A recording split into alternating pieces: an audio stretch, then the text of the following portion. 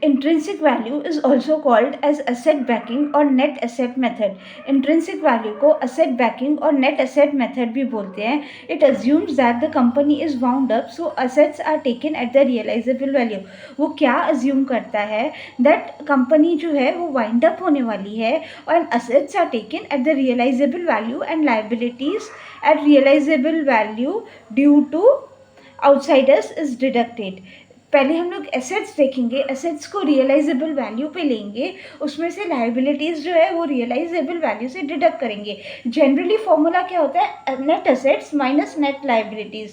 But in accounts assets are generally taken at the book value. लेकिन इस case में हम लोग बुक वैल्यू नहीं कंसिडर करके रियलाइजेबल वैल्यू, दैट इज़ अगर हम लोग एसेट्स को मार्केट में बेचेंगे तो हमको कितना पैसा मिलेगा, that is considered. Now this method is most appropriate when liquidation is inevitable. ये method appropriate है क्योंकि liquidation unavoidable है. Now, asset backing method is not applicable in case of going concern. Asset backing method अगर going concern है, वो concern 8-10 साल तक बंद होने वाला नहीं है. It will continue to go on for 8 to 10 years. Then this method is not applicable. In that case, we have to consider the assets at the book value. In this case, intrinsic value or asset backing method is applicable when company is on the verge of winding up. जब हमको company wind up करना रहता है. Major problem in estimating the assets used in the business at their realizable value is that replacement value and as opposed to the book value. Generally जब accounts बनाते हैं तो हम लोग book value consider करते हैं, लेकिन asset backing method में हम लोग realizable value consider करेंगे. Sometimes this question is asked in the exam, why we consider what we consider in asset backing method. In asset backing method, realizable value of the asset is taken as opposed to the book value, whereas when we solve the normal accounts or any other method, book value is considered. Now there is an appropriate formula. We generally come up with the conclusion कि equity share holders के लिए क्या बचता है, what is there for the equity shareholder. So let's see, there are 2 steps.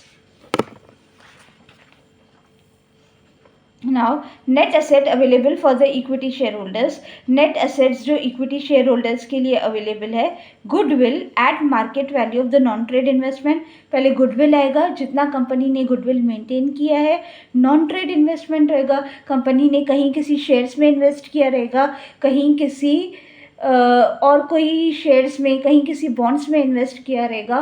उसका market value is consider very important, not the book value but the market value, because we might have to realise that assets also, we might have to realise the investments also. At capital employed कितना less, whatever is, हमको net देखना है कि equity share holders के लिए क्या available है, what is there for the equity share holders. Less preference share capital, less preference dividend. Net assets available to the equity share holders. So these are the net assets which are available to the equity share holders. Now step 2, value per equity share. Net assets for equity shareholders divided by the number of equity shares. equity shareholders के लिए कितना value रहेगा, जो net assets available है divided by the number of equity shares. So that is important. Now what is the intrinsic value? Asset backing method को intrinsic value method भी बोलते हैं. The prime concern of this method is we have to take the assets at the realisable value, we have to take the investments at the market value, not on the book value. That's all. This is very simple. When the company is winding up, it takes the assets at the realizable value.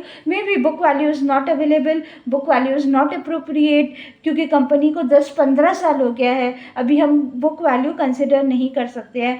The method is generally used when the company is winding up. That's all for this session. In next session we'll see next financial topic.